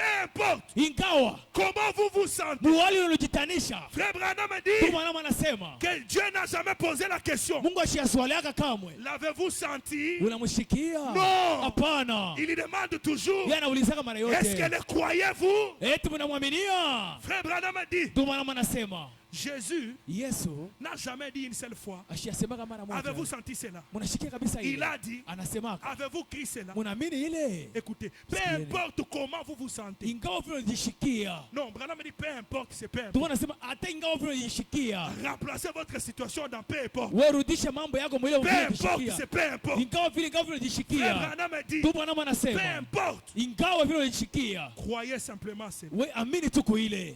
Vous n'êtes pas sauvé parce que vous sentez comme si vous êtes sauvé. Non, Amwene mwenye kokolewa njoo mnashikia sasa mko mwenye kokolewa. je sens comme si je suis sauvé. Non, Nashikia sasa niko kokolewa. Branham dit, Branham anasema vous n'êtes pas sauvé atuni mwenye kokolewa. parce que vous sentez comme si vous êtes sauvé. Njoo mnashikia sasa mko kokolewa. N'est-ce pas? Haiko vile. Je ne suis pas sauvé Shina mwenye kokolewa. parce que je sens comme si je suis sauvé. Njoo mnashikia sasa niko kokolewa. Le diable peut vous flouer sur vos sensations. Shetani anaweza kupofusha macho pale michemuko yako. Frère, Ndugu, je suis sauvé ndugu mwenye kokolewa. parce que j'ai rempli les conditions de Dieu. Tunalijaza kabisa makanuni ya Mungu. C'est pourquoi je suis sauvé. Ndio kwa maana niko mwenye kokolewa. Laissez-moi le voir me flouer là-dessus. Mwenyache ni muone pale juu. C'est ce que Dieu a dit. Ndio kile Mungu alisema. Mes sensations, Lakini michemuko cela yangu n'a rien à faire avec la chose. ila ina na kitu haina na mambo Mais na la Bible dit que Lakini- je suis sauvé lakini Biblia inasema niko mwenye et j'ai kokolewa rempli cette exigence. na nalifanya ile kazi. Et c'est la raison pour laquelle je sais que je suis sauvé. Ndio sheria kwamba najua kama nishaokolewa. Branham dit évidemment, Bwana anasema il y a kikakika. une sensation qui va avec cela. Kuku mchemuko mwe inaenda na ile. Mais pas la sensation seule. Hapana mchemuko peke yayo. C'est la Bible qui le Ni dit. Biblia ndio inasema. Branham dit, Bwana anasema combien croient qu'il était Dieu dans la chair? wangapi wanaamini alikuwa Mungu mumwili? Combien croient qu'il était Dieu dans la chair? Wangapi wanaamini alikuwa Mungu Branham dit, mumwili? faites voir les mains. Bwana anasema oneshe mikono. Nous croyons tous cela. Tunaamini sisi wote ile. Assurément. Hakika hakika. Nous croyons tunaamini. Et quand il était ici sur Na terre, wakati alikuwa pa udongo, il avait toute la puissance de Dieu. alikuwa na uwezo wote ya Mungu. C'était en lui. Ilikuwa ndani yake. Croyez-vous cela? Munaamini ile? Moi, je le crois. Mimi naamini. Branham dit, Branham anasema il était alikuwa la plénitude de la divinité corporellement. utele yote ya Mungu ndani ya mtu. La Bible déclare Biblia inasema que Dieu était en Christ, Yesu alikuwa ndani ya Kristo. réconcilier le monde avec lui-même. Mkunganisha dunia na yeye mwenyewe. Est-ce vrai? Eti ni kweli? Jésus a dit, Yesu alisema, ce n'est pas moi qui fais les œuvres, haina mimi nafanya ile matendo. c'est mon Père qui demeure en moi, Ni Baba anadumuka ndani yangu. qui fait les œuvres. Eko nafanya ile makazi. Et quand il a rencontré le Na diable, wakati alipombana na shetani, il avait toute la puissance. alikuwa na uwezo yote. C'était juste en lui. Ilikuwa tu uwezo ndani yake. Mais lakini il ne s'est jamais servi d'aucune d'elle. asiyatumikia hata uwezo mmoja. Il a dit, Alisema, Satan a dit, shetani alisema, si kama c'est un point d'interrogation, ni nukta ya ulizo, la parole de Dieu est vraie. kama neno la Mungu ni kweli, Si tu es le fils de Dieu, kama uko mwana wa Mungu, accomplis un miracle. timiza muujiza moja. Laisse-moi te voir accomplir un miracle. Niache nikono utimize muujiza moja. Boum. Madame dit, c'est la même chose qu'il dit toujours. Bwana mase jo kitu yote anasema mara Si tu es le yote. fils de Dieu, Kama uko mwana wa Mungu, ordonne que ces pierres deviennent du pain et mange. we ruhusu hii mawe kwa mikate na ukule, Car tu as faim. kwani una njaa, Tu en as besoin. uko na lazima. Voyez? Unaona? Jésus a dit, Yesu alisema, il n'a jamais dit, ashiasemaka, maintenant j'ai le pouvoir de te vaincre. sasa ndio na mamlaka ya kukutawala. Il a dit, il est écrit, Alisema inaandikiwa, l'homme ne vivra pas de pain seulement. mtu hataishi tu kwa mkate, Le parole du Père. Voyez? lakini maneno ya Mais mikate, de toute parole qui sort de la bouche de Dieu. lakini kwa maneno yote yanatoka mkinywa wa Mungu. Satan l'a amené au sommet de la montagne. Shetani anampeleka kuchongo ya mulima. Il a dit, si tu es le fils de Dieu. Sasa kama uko mwana wa Mungu, Jésus a dit, Yesu alisema il est écrit. inaandikiwa. Il l'a transporté sur une montagne. Alimunyanyua pa mulima Il lui mafulani, a montré tout le royaume du monde. alimuonesha mafalme yote ya dunia, Les États-Unis et tout. yale wa Marekani yote na Il a vyote. dit, Akasema tout cela m'appartient. yote ni yangu. Jésus a reconnu que c'était à lui. Yesu alitambua kama yote ni ya shetani. Il a dit, j'en fais tout ce que je fais. Anasema nafanya yote mimi napenda. Vous pouvez voir ce qu'il fait avec. Unaweza kuona bila kunafanya navyo. Exactement tout ce qu'il fait. Hakika bila yote Il a napenda. dit, ça m'appartient. Anasema yote ni Je te yangu. donnerai tout cela Takupatia yote. si tu te prosternes et m'adores. Kama tu unainama mbele yangu na unanyabudu. Jésus savait que dans le millénium, Yesu alijua kama mwimile nyuma il hériterait de tout cela de toute façon. atariti ile yote mnamna yote. Il est écrit. Inaandikiwa. Il a dit, il est écrit. Inaandikiwa. Tu adoreras le Seigneur ton Dieu Utabudu mwana wako Mungu et wako. tu le serviras lui seul. Na utamtumikia yeye peke yake. Retire-toi de moi, Satan. Wewe enda mbali na mimi shetani. Rana pose la question, est-ce vrai? Kwa maana swali eti ni kweli? Pourquoi Jésus a fait ça? Jua nini Yesu alifanya Frère vile? Branham Ndugu dit, Branham anasema c'est pour montrer que nijua kuonesha les chrétiens les plus faibles Mkristo mudhaifu peuvent vaincre Satan anaweza muwina shetani, avec les ainsi dit le Seigneur na de la hivi Bwana parole. anasema neno. Les chrétiens les plus faibles, Mkristo ils mudhaifu peuvent vaincre le diable anaweza muwina shetani, avec les ainsi dit le na Seigneur hivi Bwana anasema de la parole de Dieu. ya neno la Mungu. Est-ce que vous êtes là? Eti muko pale. Frère Branham dit, Nabii anasema peu importe ce que vous sentez, ingawa vile unashikia, peu importe ingawa ce que vous sentez kile unashikia ce soir, hii magharibi, peu importe ce que vous sentez, ingawa kile unashikia, ce que vous pensez, kile unawazia, ainsi dit le Seigneur. hivi Bwana anasema. Frère Branham vient de nous dire Ndugu maana mataka kutuambia que Jésus a montré Yesu que alionyesha même les croyants les plus faibles, hata mwaminifu ils mzaifu peuvent vaincre Satan. anaweza muwina shetani. Avec quoi? Na nini? Les ainsi dit le Seigneur. Na hivi Bwana anasema. Maintenant, Branham fait une Sasa déclaration. Bwana analeta tangazo. Peu importe ce que vous sentez, Ingawa vile unajishikia, peu importe ce que vous pensez, ingawa kile unawazia, ainsi dit le Seigneur. hivi Bwana anasema. Il est écrit.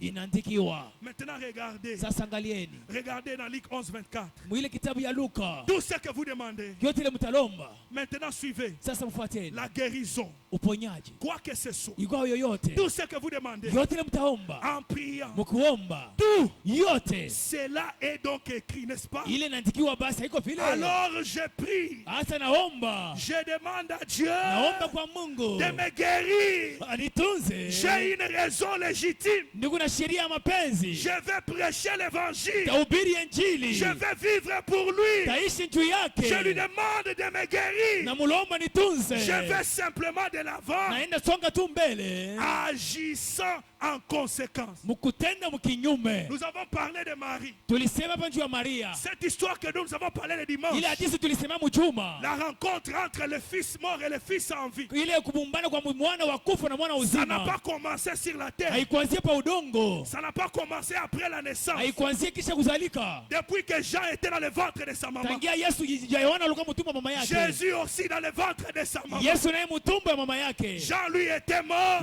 Yohana alikuwa mwenye mais kufa, Jésus était vivant. Yesu alikuwa na uzima. Ils se sont rencontrés un jour. Walipumbana siku moja, Un fils mort, mwana mwenye un kufa fils na vivant. mwana wa uzima. C'était toujours la vie Ilikuwa paka qui uzima avait rencontré la mort. kilibumbana na kifo. Chaque fois Mara yote que la vie rencontre la mort, uzima inabumbana na lufu, la mort change, elle devient la vie. lufu lunabadilika na lunakuwa Frère uzima. Branham dit, Na pia anasema si pour la première fois kama juu ya mara ya le kwanza nom de Jésus jina ya Yesu était prononcé ilitaiwa par les lèvres kwa mortelles, midomo ya binadamu, cela a ressuscité ile ilifufula. Jean qui était mort, Yohana alikuwa mwenye kufa, pas seulement ressuscité, hapana tu mwenye kufufuka, mais il a reçu même le Saint-Esprit. alipokata Roho Takatifu. Qu'est-ce que ça va être Itakuwa namna gani quand ce même nom wakati ile jina moja sera moja prononcé itatairiwa par l'Église kwa kupitia kanisa née de nouveau? yenye kuzalika jipya? Est-ce que nous sommes cette Église? Eti tuko ile kanisa, Il avait dit, alisema je vais bâtir mon Église tajenga kanisa yangu sur cette révélation. kwa hii ufunulo, Même les portes de l'enfer hata milango ya ne Hadesi vont pas prévaloir sur cette Église. haiwezi kukangala kwa ile Est-ce que kanisa. nous sommes l'Église de Dieu? Eti tuko kanisa ya Est-ce que Mungu, nous avons le nom de Jésus? eti tuko na jina ya Yesu. Maintenant, au nom de Sasa Jésus-Christ, mujina ya Yesu Kristo, au nom de Jésus-Christ, mujina ya Yesu Kristo, peu importe la maladie que tu as amenée ici, ingawa magonjwa alikuwa nayo, peu importe la situation, ingawa mambo ainsi dit le Seigneur. hivi, Bwana anasema Ainsi dit le Seigneur. hivi, Bwana anasema Personne ne peut entrer dans sa hakuna présence mtu atengea uwepo wake et sortir comme il était na kutoka venu. vile aliingia. Ainsi dit le Seigneur. Hivi Bwana anasema Partout ce message fasi yote hii ujumbe sera répété. Le itarudishiwa, même ange sera présent. malaika moja moja atakuwa Ainsi tayari. dit le Seigneur. Hivi Bwana anasema Moi je partirai. wewe utaenda, Mais cet ange lakini malaika restera avec cette parole. atabakia na hii neno. Est-ce que tu peux rejeter ta maladie? Tunaweza kukatala magonjwa Est-ce yako, que tu peux rejeter ton fardeau? unaweza kukatala mizigo Est-ce yako, que tu peux rejeter tes soucis? unaweza kukatala manunguniko Est-ce que tu yako, peux rejeter tes problèmes? unaweza kukatala mambo yako. Ne sors pas avec ces problèmes-là. Usitoke na ile mambo Il est le même.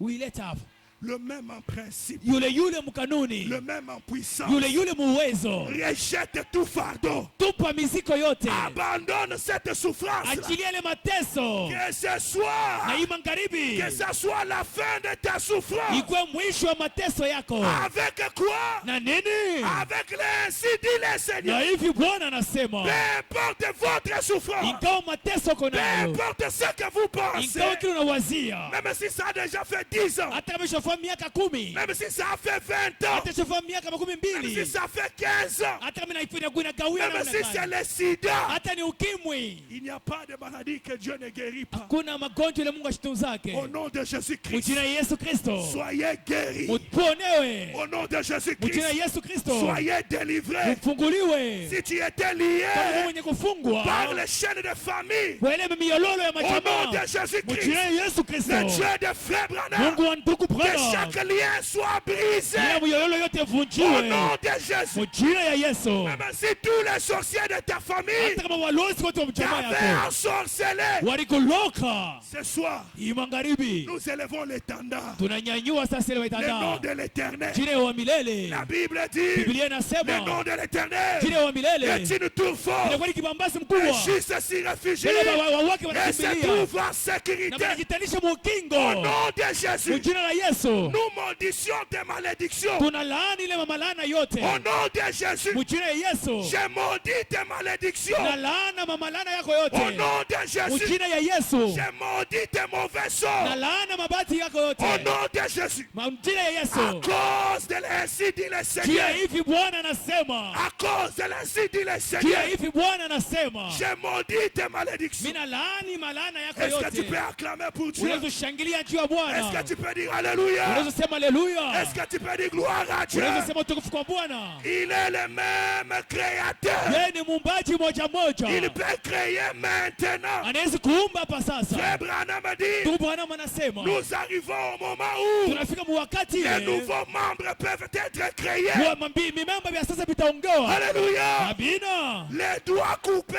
Ile mkono yenye il kukatiwa peut pousser. inaweza kuota tena. C'est quoi? Ni nini? C'est la puissance du troisième Ni pouls. uwezo ya uvuto wa tatu. Frère Branham dit, Nabii anasema les jambes peuvent pousser. mikulu inaweza kuota tena. Merci Seigneur. Asante Bwana. Un jour, Siku on a moja amené un enfant wanaleta mtoto avec les jambes recroquevillées. na mikulu ya kukunjama. Élie de mon jour, Eliya wa masiku yangu il a saisi l'enfant. akabeba mtoto. Alléluia. Amina. Il a prié. Aliomba, Il a prié. akaomba. Quand il a fini, Wakati alimaliza, au lieu de descendre l'enfant, baada ya kushusha mtoto, il a lâché l'enfant. yale achilia mtoto, La distance ile urefu de quitter ya kutoka ici hapa vers là-bas kushuka hapa chini avant que les pieds ne tombent. mbele ya mikulu yanguke, Les jambes se sont redressées. pale mikulu ikanyoloka. Branham dit, Bwana anasema il est le même créateur. yani moja moja muumbaji yule yule. Ce soir, Hii magharibi il est le même créateur. yani muumbaji moja moja, Avant que les pieds ne tombent là, mbele ya mikulu yanguke pale, sois redressé au nom de Jésus. pale nyoloshwa mjina ya Yesu. Même si tu as des organes manquants, Hata kama vifaa vingine vinakukosa, ça n'a jamais été la volonté de Dieu. hayakuwaka mapenzi ya Mungu. Dieu ne peut pas créer un homme avec des organes manquants. Mungu asiwezi kuumba mtu na vitu vingine vinako. Quand on a trouvé une fille aveugle depuis sa naissance, Wakati walitanisha mtu kipofu tangia on uzaliwa lui a wake, posé la question, bali mswali, qui a péché? nani alitenda dhambi? Ses parents Ni baba bazazi ou yake c'est elle-même? wala ni yeye mwenyewe? Il a dit, Alisema personne. hakuna mtu. C'était fait ainsi Ilifanywa hivi pour la gloire de Dieu. juu ya utukufu wa Mungu. Donc ce soir, Sasa magharibi ya leo, si tu as des parties de corps manquants, kama kuna vipande vya kumwili binako, c'est toi qui n'as pas péché. ni wewe kutenda dhambi, Ce n'est pas non plus tes parents. haina tena bazazi yako. Dieu avait permis cela Mungu aliruhusu ile pour que ce soir, juu magharibi ya leo, que ta foi monte hii imani yako ipande et que la gloire na utukufu soit rendue à Dieu. itupewe sifa kwa Même les Mungu. maladies Hata magonjwa que la science ne connaît pas le nom, ile siasa yajua majina, Jésus guérit tous ceux. Yesu anatuza tena. Est-ce que vous le croyez? Yesu mnamwaminia? Est-ce que vous le Yesu croyez? mnamwaminia? Au nom de Jésus, Mjina ya Yesu soyez délivrés. mkombolewe. Alléluia. Amina. Est-ce que tu dis gloire à Dieu? Tunasema utukufu kwa Mungu. J'ai besoin de quelqu'un, Tunasema na mtu, quelqu'un qui peut bénir sa vie. mtu anaweza kubariki maisha yake. J'ai besoin d'une sœur Tunasema na dada qui peut bénir sa vie. anaweza kubariki maisha yake. J'ai besoin d'un frère Tunasema na ndugu qui peut bénir sa vie. anaweza kubariki maisha yake. N'attends pas que Dieu bénisse. Ushongojee Mungu abariki. Commence à bénir ta vie. Anza kubariki maisha yako. Commence à bénir ta vie. Anza kubariki maisha yako. Commence à bénir ta vie. Anza kubariki maisha yako. J'ai béni ma vie. Nabariki maisha yangu. J'ai béni ma maison. Nabariki maisha nyumba J'ai yangu. béni mon mari. Nabariki mume wangu. J'ai béni ma femme. Nabariki mke wangu. J'ai béni ma maison. Nabariki nyumba yangu. Est-ce que tu es là? Tuko pale. Bénis ta vie. Bariki maisha yako. Bénis ta vie. Bariki maisha yako. Bénis ta vie. Bariki maisha yako. Bénis ta vie. Bariki maisha yako. Bénis ta vie. Bariki maisha yako. Je ne suis pas laquais. Shina mukila. Je serai toujours laquais. Takuwa paka kichwa. Bénis ta vie. Bariki maisha yako. Seigneur, ce soir, Bwana hii magharibi. que je ne sorte pas Nisitoke pa hii fasi. comme j'étais entré. Hivi naliingia. Zaché voulait te voir. Zakayo alipenda kuona. Il t'a vu. Na alikuona. Et ce soir, Na magharibi ya leo. je veux aussi te voir. Nami napenda kukuona. Bénis ta vie. Bariki maisha yako. Bénis ta vie. Bariki maisha yako. Bénis ta vie. Bariki maisha yako. Alléluia. Amina. Bénis ta vie. Bariki maisha yako. Délivre ta vie. Komboa maisha yako. Les malédictions, ce sont des paroles. Malaani inakuwa ni misemo. Les bénédictions aussi, Mabaraka nayo ce sont des paroles. inakuwa ni misemo. Prononce de belles paroles. Wewe sema tu misemo moja moja. Même sur tes enfants. Hata juu ya watoto yako. Bénis-les. Uwabariki. Bénis ta progéniture. Bariki uzao yako. Bénis ta maison. Bariki nyumba yako. Bénis tes enfants. Bariki watoto yako. Bénis ton époux. Bariki mke wako. Délivre-les. Uwakomboe. Tu as reçu ce pouvoir. Ulipokea mamlaka. Bénis-les. Uwabariki. Réclame-les. Uwakombalombe. Réclame-les. Uwadaye. Réclame-les. Uwadaye. Réclame-les. Uwadaye. Bénis-les. Wabariki. Est-ce que tu peux parler maintenant? Unaweza sema sasa. Élève tes mains. Nyanyua mikono yako. Parle-lui maintenant. Sema naye sasa. Parle-lui maintenant. Sema naye sasa. Parle-lui maintenant. Sema naye sasa. Parle-lui. Sema naye. Parle-lui. Sema naye. Que ce kyste là disparaisse. Ile magonjwa ipotee. Que ce myome là Ile disparaisse. miomi ipotee. Au nom de Jésus. Mjina ya Yesu. Que cette stérilité là disparaisse. Ile utasa kimbie. Au nom de Jésus. Mjina ya Yesu. Que la pauvreté là disparaisse. Umaskini upotee. Au nom de Jésus. Mjina ya Yesu. Bénis ta vie. Bariki maisha yako. Bénis-le. Bariki maisha yako. Il est le même. Yule. Le même en principe. Mumakanuni. Le même en puissance. Uwezo. Et je crois qu'il est ici. Na naamini kama iko hapa. Je crois qu'il est ici. Naamini kama iko hapa. Je crois qu'il est ici. Naamini kama iko hapa. Bénis ta vie. Bariki maisha yako. Oh, merci Seigneur.